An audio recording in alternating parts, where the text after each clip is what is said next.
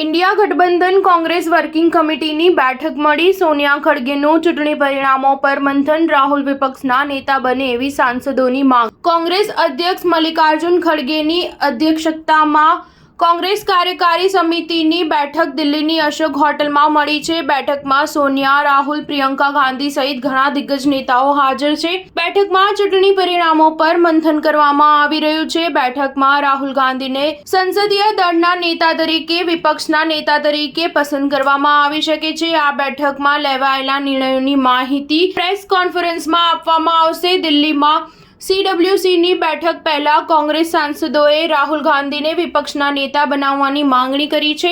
કોંગ્રેસ નેતા જગદીશ શર્માએ કહ્યું, હું અને કોંગ્રેસના તમામ નેતાઓની માંગ છે કે રાહુલ ગાંધીને લોકસભામાં વિપક્ષના નેતા બનાવવામાં આવે. સાંજે સંસદના સેન્ટ્રલ હોલમાં કોંગ્રેસના લોકસભા અને રાજ્યસભાના સાંસદોની બેઠક મળશે.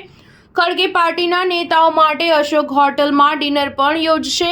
લોકસભા ચૂંટણીના પરિણામો બાદ આજે ચોથો દિવસ છે. આવતીકાલે એટલે કે 9મી જૂને નરેન્દ્ર મોદી ત્રીજી વખત વડાપ્રધાન તરીકે શપથ લેવા જઈ રહ્યા છે. તેમજ ઇન્ડિયા ગઠબંધનમાં પણ બેઠકોનો રાઉન્ડ ચાલી રહ્યો છે. આ સાથે જ સમાજવાદી પાર્ટીની બેઠક પણ યોજાવાની છે, જેમાં પાર્ટી અધ્યક્ષ અખિલેશ યાદવ પોતાના નવા સાંસદોને મળશે. દિલ્હીમાં CWCની બેઠક પહેલા કોંગ્રેસ સાંસદોએ રાહુલ ગાંધીને વિપક્ષના નેતા બનાવવાની માંગણી કરી છે. કોંગ્રેસ નેતા જગદીશ શર્માએ કહ્યું, હું અને કોંગ્રેસના તમામ નેતાઓની માંગ છે કે રાહુલ ગાંધીને લોકસભામાં વિપક્ષના નેતા બનાવવામાં આવે. સ્ટાર ન્યૂઝ 7 હંમેશા સચ્ચાઈની સાથે.